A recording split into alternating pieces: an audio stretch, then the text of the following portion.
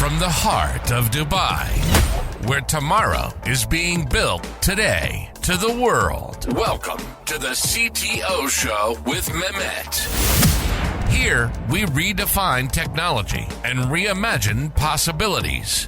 With Mehmet, delve into the riveting realms of AI, cybersecurity, and digital technology. Experience the thrilling highs and lows of startups. Immerse yourself in the spirit of entrepreneurship and witness the future of business innovation being written in real time. Now, without further ado, let's tune in and explore the future. Hello and welcome back to a new episode of the CTO Show with Mehmet. Like for a long time, I'm calling people here in Dubai to be on the show. I'm looking for everyone who has a special story. And today, finally, I'm very pleased to have with me Seif El Hakim on the show. Seif, he's an entrepreneur, serial entrepreneur, investor, mentor, and he started the Alpha movement. Seif, thank you very much for being with me on the show. It's been, really nice to have you here. The way I like to do it is I keep it to my guests actually to introduce themselves more, tell us a bit more about their background, what brought them to this moment, and also tell us about what you currently do. Perfect. Mehmet, thank you very much to have me on your show. It's a pleasure and it's an honor at the same time. Just in a very quick nutshell, I passed through different journeys in my life. For the past 15 years plus, I've been into corporate life in different countries across the world, like from Egypt to South Korea, to Russia, to Turkey, to UAE. And in the corporate life, I reached the level of a CMO in the tech giant Samsung. So that's on the corporate side. On the personal side or the entrepreneurship side, I've been an entrepreneur for the past, I would say, 5-6 years, serial entrepreneur.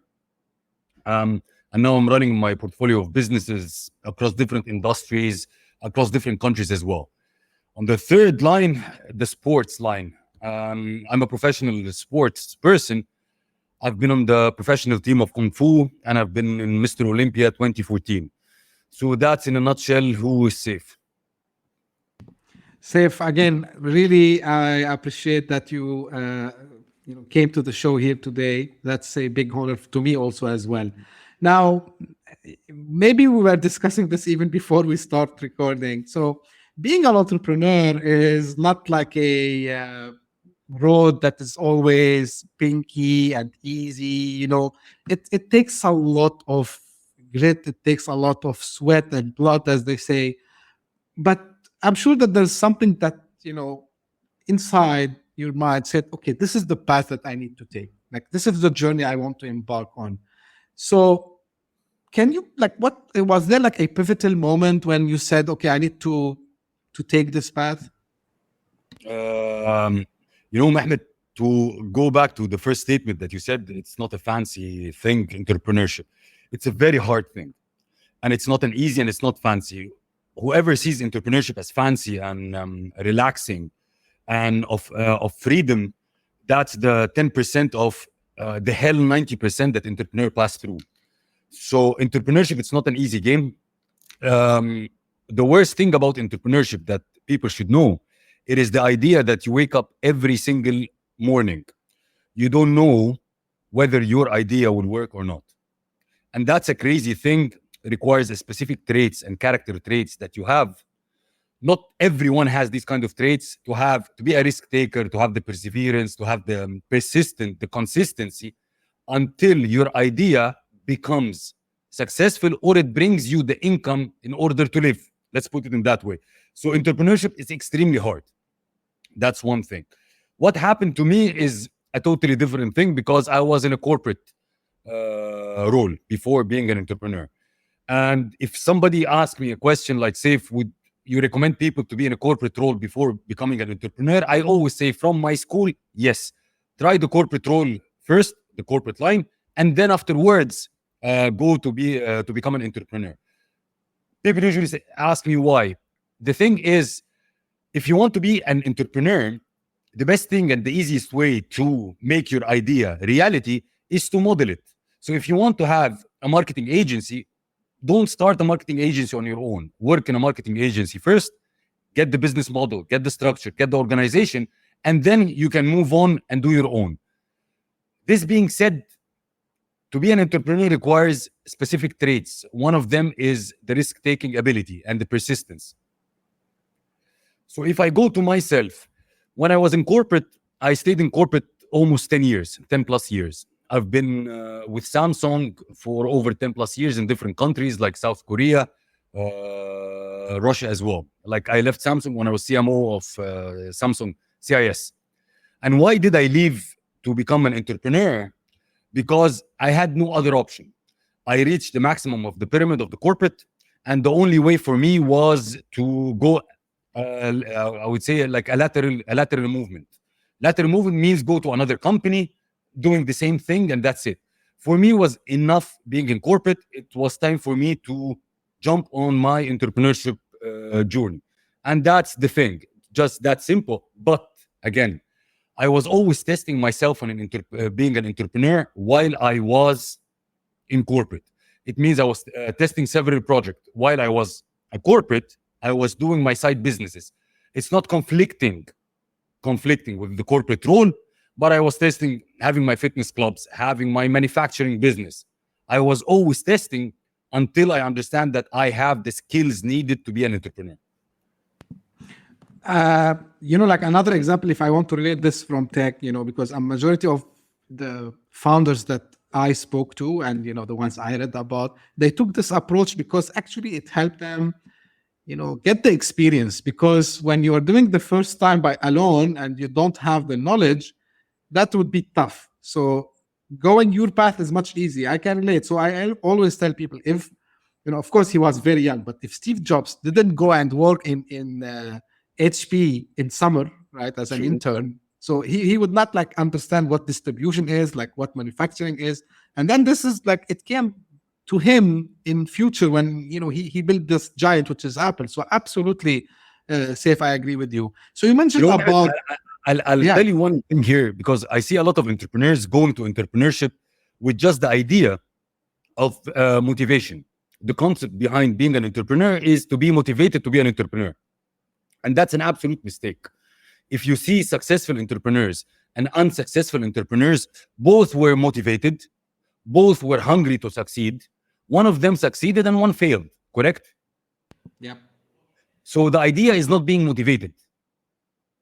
Right? It's like, okay, I have an idea, I have an interesting idea, it will change, and I'm motivated to go after this idea. It's absolutely not motivation. And just to give an analogy to this, to be successful, there should be a design to be successful. Okay? So it's not the motivation to be successful, which means you've never seen a pilot sitting in a plane, clapping for the plane to fly. Right? Right. You never seen a driver sitting in a Kia Picanto clapping for it to drive to 200 kilometers per hour. No, the plane and the car is designed to succeed in its parameters. It's exactly as business. Business has a design to succeed. Not only the motivation, okay, I want to be an entrepreneur because the freedom, my idea is amazing, nobody did it before. That's an absolute bull. Business has its own parameters to succeed. That's why a lot of people say what? Model, which is part of it, your project, model your idea, which means go to corporate, for example, learn the business idea, learn the concept, see the business model, how it works, and I'm not going to say copy it, model it, benchmark it, right. Or have a mentor that passed your path that you can learn from, model from him or her, and do the same thing. There is a design for success. There is no only clapping and motivation for success. 100%. So, say if you repeated a couple of traits, you call them, which I believe strongly in, which is perseverance and consistency. Now, do you think this is something someone can learn, or is it something that people are born with? Because to your point, and I'm trying to relate to what you just mentioned, is that, and I just watched also a video the other day. If people comes and say, hey, I want to do this business for the sake of money only, and because I can change the world, to your point, majority of the time they fail because they need to have something they believe strongly in. So True.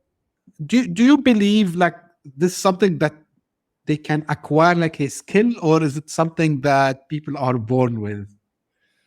Okay, there are born, like it's talents.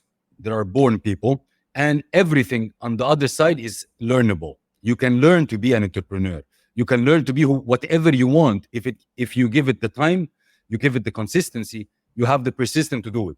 Majority of people try something for a couple of times, and when they don't see the results, they back off right away. So in this case, you won't be able to learn it. But being an entrepreneur, of course, you can learn it. But I want to highlight one thing which is extremely important. Being an entrepreneur or being a corporate guy, both are good. What is good Right. for you is good for you. It's not that the trend that everybody's an entrepreneur and his own boss, that you want to be the same. And this is the best thing. No. There are great corporate people and there are great entrepreneurs. There are failed corporate people and there are failed entrepreneurs. Each and every has its own way of developing their own skills. You True. need just to put the time in it. You need to put the consistency in it, the discipline in it. And that's why when the people tell you need to have the passion, why it's passion? Because the passion can keeps you going. As we said, entrepreneur, you wake up in the morning, you don't know when your project, your idea will flip to become profitable, to become positive. So it takes a lot of time for this to happen. Right. And even Saif, I know some people, they call them sometimes intrapreneur. So actually, if you have this, you like the change, but you are not, you don't have that, as they say, the thick skin to go outside of the corporate and do it by yourself. But I've seen also people who do it very good within the corporate itself. Like, I mean, they try to change things, they try to push for the Absolutely. best, right? Absolutely. Yeah. And a lot of organizations are pushing for this as well, for entrepreneurship. A lot of Right. organizations, because they see the value in it. When you develop the people in that kind of skill sets, of course, you will bring creativity, you will bring innovation to the organization itself. Right. And at the Right. same time, you're not losing the talent. Absolutely. Absolutely. Saif, like when also you were doing the introduction and, the audience, majority of the audience, your audience, they know you've been in different industries, right? So Yeah. like between consumer electronics and, when in your corporate job and then the gyms and, all these things. So how did you manage, as an entrepreneur, being innovative and, also industries changing very fast? So, and especially now we are living in a world that every day we have something new, especially with the AI thing that's happening. So from your perspective, with all your experience in the both worlds, I would say, what you can tell us on staying ahead in a rapidly changing industries? Number one, always keep to be on top of your game, meaning like always be updated with the, I'm not going to say news, but new tools, new information within your industry. But Mehmet, I'll go one step backwards. You can't be a master of all things, which means like a lot of people think that, okay, being an entrepreneur, you could be a parallel entrepreneur from the beginning. Parallel entrepreneur means you can run a lot of projects at the same time. No, in the beginning, if somebody's starting his career as an entrepreneur, focus on one thing first. And then from this one thing, expand afterwards. So it's not having multi things from the beginning. You start first with one and then you expand. That's exactly happened with me. Besides corporate life, I'm in love with electronics. So like that's why I was always with mobile devices, Samsung, and so on and so forth. Afterwards, my next move was with real estate. Okay. And developing the real estate, I found a complementary thing on it, which is tourism. And then complementary thing, gyms, and then complementary things, F&B restaurants. So I was always linking my main or core business with other projects, different industry, but it complements it. This being said, in each and every business unit, you get the best in order to help you excel in this kind of industry. So again, when people tell you you need to surround yourself with the best team. Of course, you need to surround yourself with the best team if you're trying to run a conglomerate, a multi-industry businesses. The best example of it is Richard Branson. He runs over 400 brands. Is he running the 400 brands? Of course not. He has the capability to recruit the best talents for each business to run on its own. Absolutely, of course, because if you decide to do everything by yourself, and this is, I think, one of the mistakes majority of the people they do, they think they can figure it out all, and then they feel that they are getting burned out, right? And then they quit. They just quit. Now, another thing, Seif, is, and you talked a little bit about it, but maybe people can benefit from your experience. Now, and it's related a little bit to the mindset. So, and I was one of the people also who lived it. Now, especially when we decide to go become an entrepreneur, and again, figuring out your thing and knowing what is waiting for you, but still at some moments that they have to struggle with, fear and self-doubt. Say, okay, can I do it? Will I succeed? So what do you think, the best thing people can do if really, really they have the real entrepreneurial spirit? What they should do to overcome this hold it back feeling and get on the, this failure and, this imposter syndrome. I would say that, people will laugh at me. People will think I'm a failure. What's the best way to overcome this? Okay. There are two things. We'll talk about fear in general, and we'll talk about opinions of people. Okay. I will tell you a very good research that it was done on fear. Okay. And people will understand what does it mean, fear in general. So fear in general, it's an illusion. It's not something real. Okay. It's an illusion that your brain is imagining something for you. Okay. In the future. So fear is not real. It's an illusion. Different than risk. So they did a research for the people who jump with parachutes from the plane. Okay. So they put the heart monitor on their heart when they were on the ground, and they were checking the heart monitor. Okay. So when the plane was ascending to the height where the people will jump, the heart monitor was very high. Okay. The heartbeat was very high. Once they jumped and they did the action, the heart rate went down. So what is the lesson out of this research? Is that in order to fight fear, you need to take an action. Because fear, again, is not something real. It's an illusion. In order to grow, you need to fight your fear. Or in other language, we say, befriend your fear. So once there is a fear, it doesn't stop me. It makes me go towards it because I want to grow. So that is for fear. It's an illusion.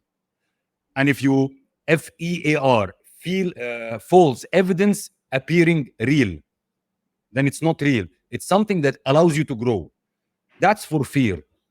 For the opinion of people when I'm trying to do something that I want to grow, I have a very nice analogy to it. Let's say somebody died, okay? And there is a funeral for that person. Let's say how many people will come to this funeral? 10 people? And these 10 people that will really cry, who will really cry for that person? Cry, you understand? Which means care. Out of this 10, 5. And let's say the weather was bad. There is a thunderstorm, there is rain, there is, out of this 5, who will come? 3. So why should you care about the opinions of people that hold you from your dreams while you know the end result is what? 2 people will really care when you disappear? So opinions of people should not be the thing that stops you. And I always love to say what? Listen to the opinions of people. Take what makes you better and the other mute. You know the TV, when you're opening a movie and you don't want to watch it, you just press mute. You just see mouse just moving. You don't listen to them. So that's for fear and opinion of people. Like amazing examples, I would say, Seif, like, even the idea of, facing the fear, like going towards it, like it's something very big. And this brings us to discuss also about the concept of growth mindset. Like, I know in recent years, people talk about growth mindset, but actually this is one part of the growth mindset. It's like to say, it's not like, okay, this is something dangerous, but doesn't mean that I cannot overcome it, right? So how important, it is to really have this growth mindset developed for a, I would say, healthy entrepreneurial journey. When I say healthy entrepreneurial journey, I don't mean like everything again will be Sure. pinkish and nice, but at least to prepare ourselves. So we need to develop this growth mindset. So other than this, what like some practices or belief that you think are crucial for developing this resiliency and this always being ready to face the fear mindset? So, like, if we're talking about the growth mindset, Mehmet, the most important thing to be willing to learn and always keeping yourself up to date with the information. Okay, information and knowledge. Second thing is be willing to fail, because failure is part of the process. So if you think that failure is the end, you can't have a growth mindset. So be willing to fail. And if I'm going to talk about failure, I want also to give an example about success and failure so people can really relate to it. You see this pen. We call it the pendulum of success. On one side, there is joy, happiness, and the maximum is success. And the other part, there is like obstacles, pain, failure. This is a pendulum. In order to succeed to the maximum, you need to fail to the maximum. So it's like a pendulum. You more push it to the failure, the more it will propel you to succeed. And that's why we say that failure is part of success. So fail fast, fail big, but make sure that you learn from it. That is the failure part. The most important thing, be also willing to have child mindset. What do I mean by a child mindset? When we were children, when we were kids, you were doing everything, right? I will not say there was no limitations. Your mind was in an extremely growth mindset. You were trying things, you were failing. Example, you wanted to walk. You stand up as a kid, you walk, you fall. You don't look at people, tell you, oh shit, they're smiling at you. You stand up again and walk until you make it happen. But then there is a moment of time, then your family jumps in and start installing for you fear.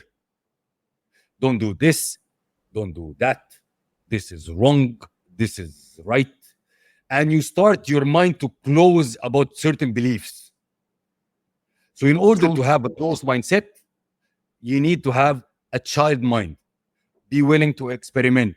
Be willing to learn. Be willing to try new things. Be willing to pivot.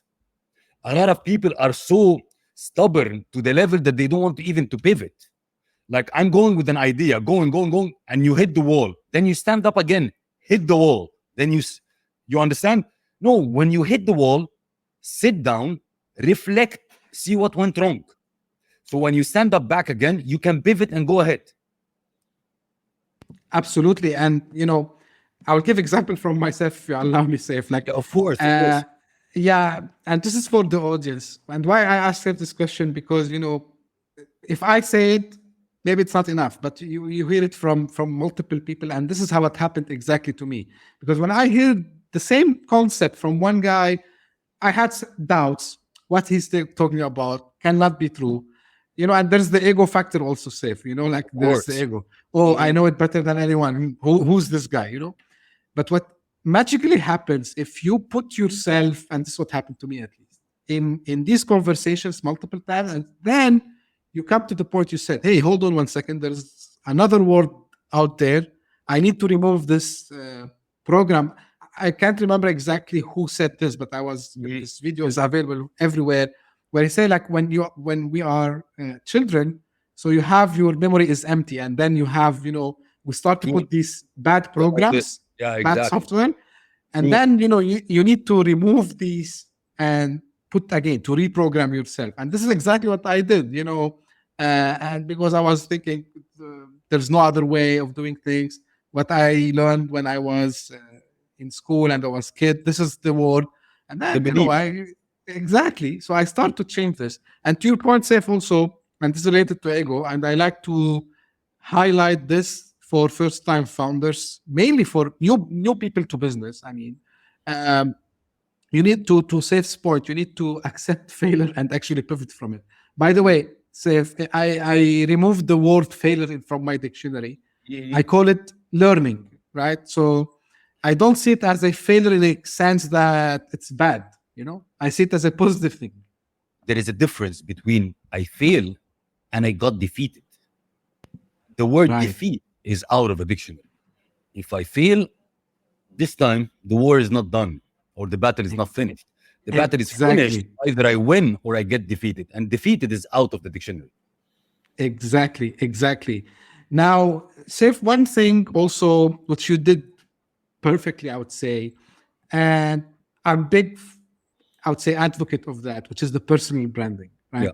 You work in marketing, right? So you are the CMO at Samsung. So you know it better than anyone else. Why do you believe personal branding in this age of business and entrepreneurship is very, very important? Generations changed, okay? Like generations of people changed. Like when you're talking about the Gen Z, the Gen Alphas, these are the people relate more to humans or people rather than brands, okay? Like logos and websites and so on and so forth. So that's one part. Like generations and buying behavior of people completely changed than before, the boomers and the Gen X and Gen Y. So moving forward, people relate more to people, so not companies. The second part of it, to answer this question, I always love to say there is only one thing or only one legal, and again, stressing on it, legal monopoly business model available on earth. Only one legal monopoly, which is personal branding. Anybody, any entity, any government, anything, they can take your assets, whatever you want, your companies, and. But the only thing they can take from you is your personal brand. Your voice, you mean? Your voice, your values that you give, these are all your personal brand attributes. So this is the second thing. The third thing is when you have a strong personal brand, it becomes an opposite way of doing, I would say, doing business. Means when you have a strong personal brand, opportunities come to you rather than you go after opportunities. Love this. So these are the main three things why people should really build their personal brand in order to expand either within their career, within their corporate career, or as an entrepreneur as well. And I'll give you a quick example. Tesla as a company is a company that is built for almost 10 years. Right.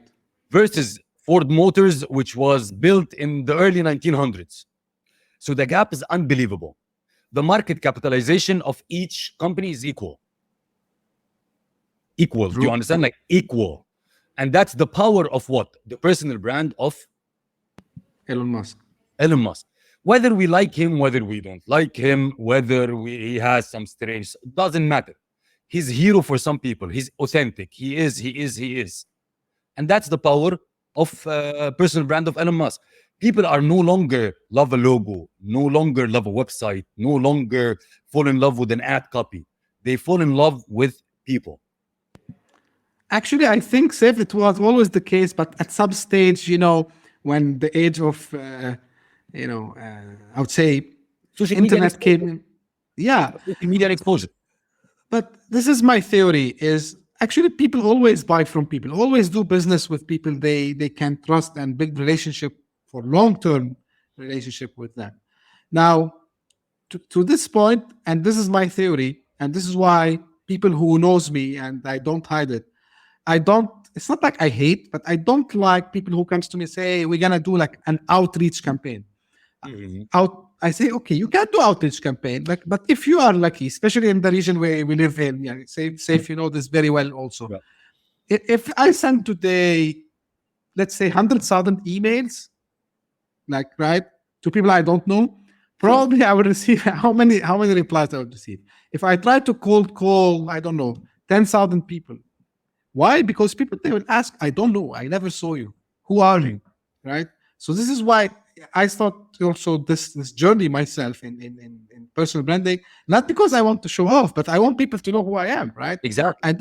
And this is something you mentioned about of course, Elon Musk, we can agree with him or disagree with him, but he did fantastic job in exposing his character, and he do it in a very authentic way. And this is my question, Seif. Now, we see a lot of influencers and I don't know, different names on social media. And at some stage, we feel that, these guys are not really being authentic. So how, and of course, at the same time, people, they want also their voice to be heard. So sometimes they need to do something which is not like in, I would say, alignment with maybe their values, right? Which is not good. So from your experience, what is the best approach to keep, the authenticity and at the same time try to reach the public as much as possible, especially when we are, on the social media and we are in the age where, everyone can pick his phone or her phone and stream live to thousands and hundreds of thousands of people. Of course, number one, you need to be yourself. Okay, being authentic. And in order to excel in anything you want as a human, it has to be aligned with your values. So like if people tell me I need to do something against my values, I'm not from this type of school. You have to align to your values in order to have a long run. So being the idea of fake it until you make it, it doesn't work anymore because it's going to be exposed. And you're building for the long run. Whoever is successful is not successful because of luck. I can be successful 1 time, 2 times. But in order to be successful, you have to be consistently over a long period of time successful. And in order to succeed with having a strong personal brand, you have to be authentic. And the one thing I want to add in it, being authentic, because people take it in the wrong way, which means every time I should go out looking presentable when I go on video or live or being authentic means when I wake up from the bed, I just open the camera and speak. No, being authentic is something, and being presentable and respecting the people that you're speaking to is something else. That's an absolute different thing. So if I want to speak to my audience in my story, my messaging, I have to be representing myself and my message in the best way possible. It's not about faking or I'm just waking up and I'm doing whatever it is. No, respect it. It's like in sales. Let's put it in a simple way. The first impression lasts. You cannot go and make a sales deal when your nails are wrong, not shaved. Who said that you're not shaved and looking like crap? That's being authentic. No, that's not being authentic. That's being crap. 100%, of course. So, and it's a good, I would say, point about being presentable and being authentic. So for me, like, of course, I need to look also nice in front of the people, right? And, so you're authenticity. Look, you're a role model for some people. Right. People look up to you. There are kids or young age looking at you. They're looking up to you. Your role is to be the best role model for such people. You cannot say like, I'm just waking up unshaved, undressed well, because I'm authentic. No, that's being crap. Again, we need to differentiate being crap and just being authentic.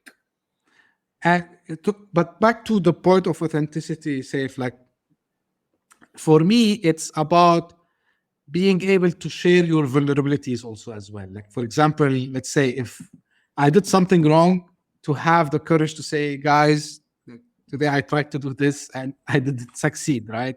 Or maybe if I have some weakness towards something, to share it with people. True. Like, this is my point of view on authenticity.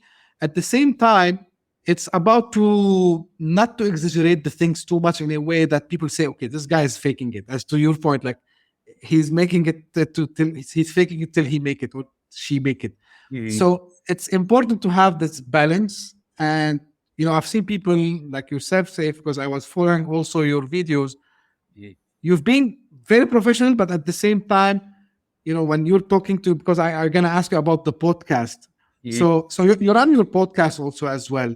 And what I have noticed, Seif, is that you make your guests also very comfortable. What's your secret sauce here? Very interesting question. But the main thing, I let the person in front of me speak what they want. I don't try to drive the conversation in a way that I see it correct. I like the person in front of me feel comfortable in saying what's in their heart. That's the main thing. And of course, a well-prepared interview or a conversation, because you cannot carry with a person to build a rapport with a person when you don't know anything about that person, which I've been on different podcasts where the person in front of me has no idea, didn't do any preparation. The conversation becomes very dry, very short, not deep. There is no roots. The master of anything, you have to have the proper preparation, not the extreme one, but there is a particular level of information you need to have as a host in order to carry with me a particular level of conversation. And that's what I do on my podcast. And I asked you about the podcast because it's becoming also, like, do you agree with me, as one way to establish the personal brand as well? It's having a podcast is absolutely has different, like when you have one stone hit couple of rabbits. Personal brand, of course, networking, opportunities, giving people the content that you want. Like when I'm doing the podcast, I'm giving my audience the type of content that I believe it will make them better, will inspire them, will empower them. So it's killing different rabbits with just one stone. Absolutely. This is what I aim also, honestly, to do the same, Seif, on this show as well. Hopefully, I hope that I'm succeeding. To me, I always tell people, like, if today I manage to touch one person in this world and he get inspired or she get inspired or they do something positive because of what they learn from the guest, that thankfully they join me on this mission, I'm very happy, actually. Now, I want to circle back to one thing, because I think it's going to be interesting for the entrepreneurs watching us. We talked about Elon Musk as a good personal brand, but he's also a smart entrepreneur, because being a smart entrepreneur means you don't focus so much on the product. Okay, and I would say it again, you don't focus so much on the product. Means don't focus so much on the supply side, you focus so much on the demand side. Again, I will repeat it in another way. A lot of people, when you speak to them, they tell you, I'm thinking about my project, I'm thinking, I'm cooking, thinking. Ideas and projects are not tested in your brains. Ideas and projects are tested in the market. Of course. 100%. And the best way to make it as an entrepreneur is to signal and push demand up, not the product. An example of Elon Musk, why I said this, when he announced his Cybertruck. Right. He collected orders for the Cybertruck when the Cybertruck didn't exist. Yes. Correct? Which means he focused so much on the demand side to check the demand, to signal for the demand before he provided the supply. In our life now, in our world, majority of people reverse the whole thing. I focus so much on the supply, and then when I finish with the supply, I have the product, I suck. There is no demand. 100% true. This is why we tell people go out of the building and see what they want. Exactly. So that's one of the main skills of being an entrepreneur, is to be able to signal demand before you push your supply. Thank you for bringing this, Seif, and it's good to hear it from you also as a veteran entrepreneur as well. Just a couple of weeks back, I shared something just to inspire entrepreneurs about the same thing, that you need to go and test. And to do the test, you need to find out what the people want. And actually, you don't need to pay, because some people come to me and say, hey, we have this idea. It's like super cool. We want to build it. And the first question I ask them, okay, who want this? Do you think it's cool, or there are people who want this? And I just give them an example from, like Cybertruck from, and the rapist Elon Musk is good. I tell them, Dropbox, the application where you can share files with each other. The guy literally, he recorded a video for a product that didn't exist. And then he put it as a landing page, and they sign up. And once he saw like a lot of people like signing up for this, then he created Dropbox. And they tell them, see, like, keep it simple. Like, there is this keep it stupid simple thing in entrepreneurship. Exactly. I tell them, I beg them, because sometimes, especially in the tech space, they come and say, hey, we have this quotation for $100,000 to just build a prototype. I said, you're crazy. You don't need to pay this. First, go validate your idea. You need to see if it's good. Another thing about Elon Musk, and thank you for reminding me, Seif, he's the example of perseverance, actually. I'm not sure if many of the audience, they have seen, the interview when the guy is asking him, what you will do if this, with SpaceX, actually, the rocket company. He said, never. He said, even if I have to sell everything, even if I have to start from zero, I will not give up until and he said, even if I lose all the support, and he was upset, like what the famous astronauts from NASA, they didn't endorse him, and said, okay, I was sad, but I want to do this. And actually the guy succeeded, and now he's having the big contracts. How many rockets were exploded on the way to space? That's persistence. Yeah, this is the persistence and perseverance. And the guy, maybe people, if you go again, you can agree with what he do or what he doesn't do or whatever, but he have this mindset of he never give up, and he did it many times. He was sleeping in a studio in the office when he was building also the PayPal, at the PayPal times. So, like, this is the grit that we talk about. This is the hustle that he has we talk about. He's highly intelligent. When we talked about this Cybertruck again, do you know the power when you signal demand, like to go back to the Cybertruck, I will create a Cybertruck. There is no product, there is no assembly line, there is nothing, and I make the signaling. I will say I will open pre-order, okay, and then with his personal brand he signals, so he gets thousands of orders, right? Yeah. Then he takes this thousands of orders and go to investors, says, I have an idea and I have lined up thousands of people want to buy. Will you invest? Can you imagine? They ask him about traction. Can you imagine? Of course he gets the investments. He has the personal brand. He has an idea. He has already orders placed on it. Of course you're getting the investments. The traction. That's an entrepreneurship. That's entrepreneurship. It's good you mentioned this, Seif, because again, especially in our region, this startup entrepreneurship, it's starting to pick up. And people, they think, I have idea, I will go to investors and investors will give me money. And I tell them, no, guys, it doesn't happen like this. First, they need to see who you are before the product. They need to see if you have created any traction, like have you validated your idea? And then they will look at the product and the market size and all, these other things. So of course, it's very, very important. Seif, the final topic for today, which is actually very interesting. So you created the Alpha movement. Now, why it's called Alpha, right? First of all, now I know personally, but this is for the audience. And, tell us more about, its significance in the world of entrepreneurship and personal development. Okay. Yeah. Okay. Let me start by saying, like, what is an alpha? Because people will think it's either it's a male-oriented thing. It's not a female. No, it's a male and female-oriented concept. So it's not, when we say alpha, it's not only about males. It's about both genders.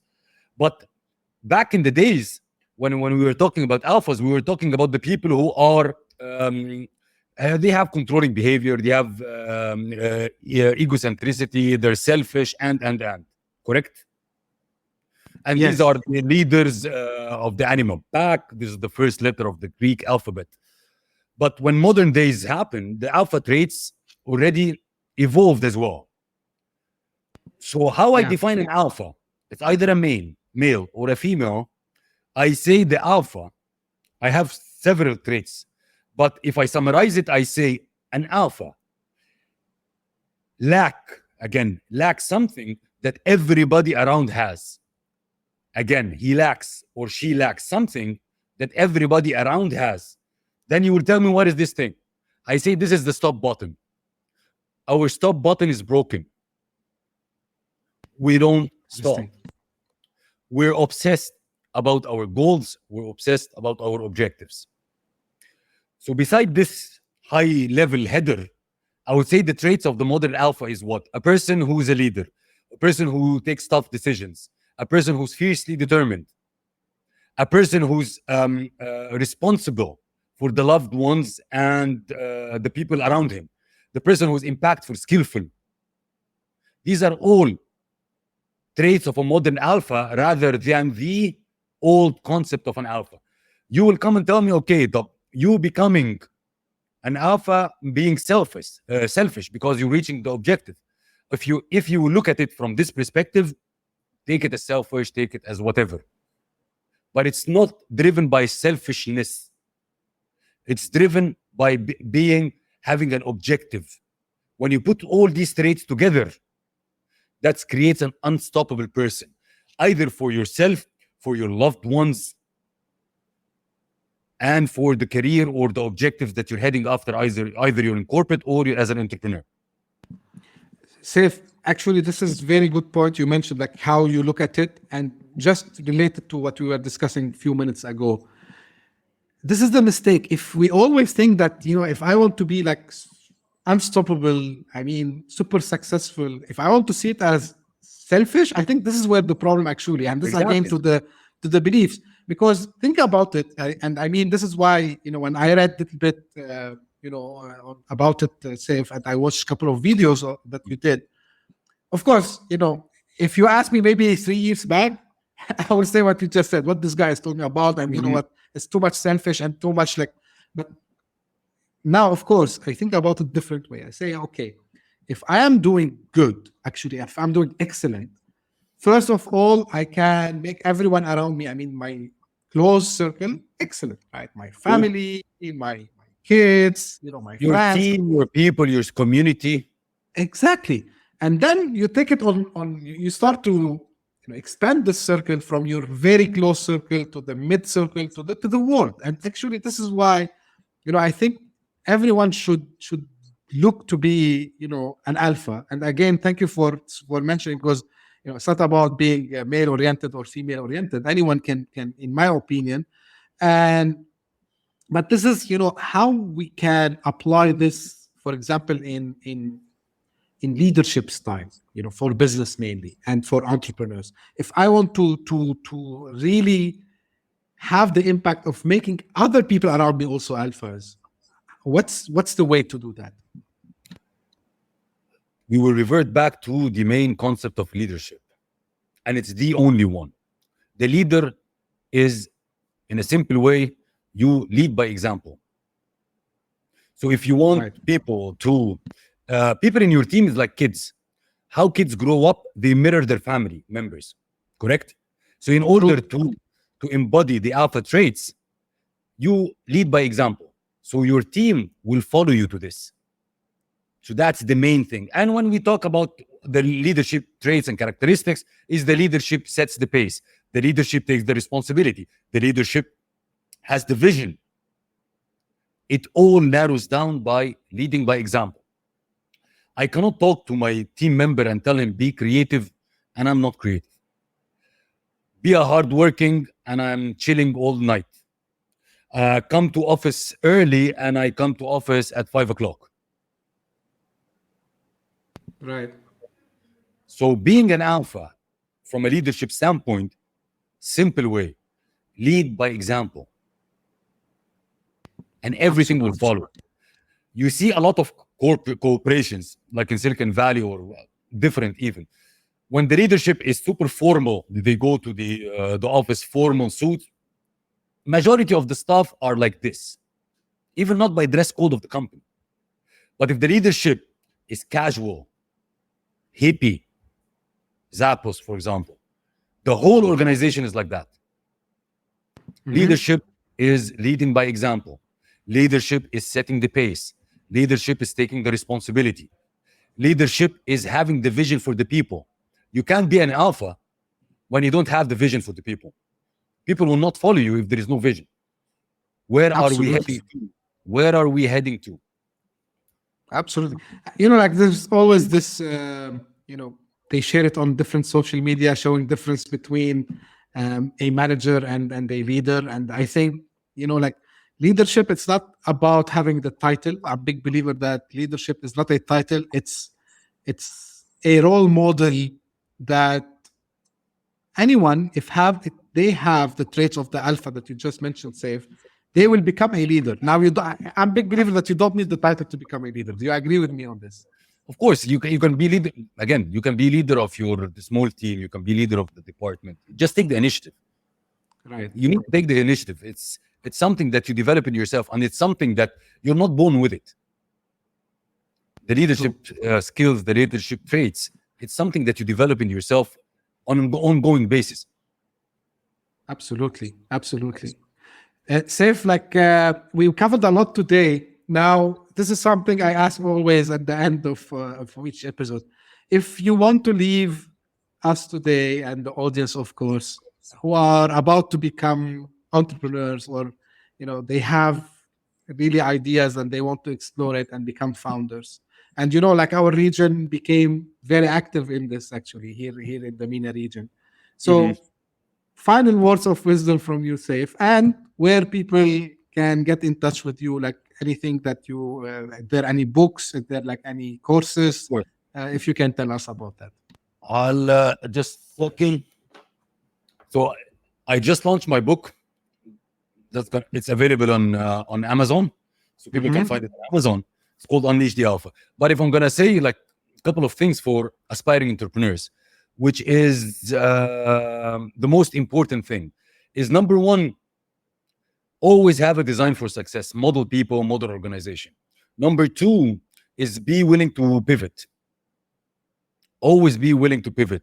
Nobody started with something and ended up with the same thing exactly. Be willing to pivot. Learn from your failures. Manage your cash flow very well. Assemble a great team around you. These are the five main things I always tell aspiring entrepreneurs to do.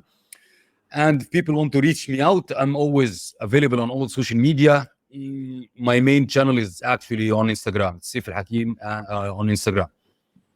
Perfect. Great, Seif. Thank you very much. And really, I appreciate, you being with me here today. You added a lot of insights and a lot of knowledge, I would say, and I'm sure the audience will benefit out of it. It's been a pleasure, and let me take a photo. Sure. A big smile, man. Perfect, man. Thank you very much, Seif, for being with me here today. And again, for the audience, you will find all the links and the link to the book and the social media handles of Seif in the show notes. So don't worry about searching yourself. I will do the job for you. And this is how usually I end my episode. So this is for the audience. If you just discovered this podcast by luck, thank you very much for passing by. If you enjoyed it, thank you. Please do subscribe. We are available on all podcasting platforms and on YouTube as well. And if you are one of the loyal followers who keep coming, who keep sending me their messages, feedbacks, and suggestions, thank you very much. I read them all. Keep them coming. And if you are also interested to be on the show, the mission is to bring more people who can enlighten others. And if you yourself have an idea and you think you're not able to get, the traction of it, you need to let your voice be heard somewhere, please reach out to me. I would love to have you on the show. And as usual, thank you very much for tuning in. We'll be again very soon. Thank you. Bye-bye. Hit that subscribe button. Share the show with your tech-savvy friends and fellow entrepreneurs. And leave us a review on your favorite podcast app. Your support means the world to us.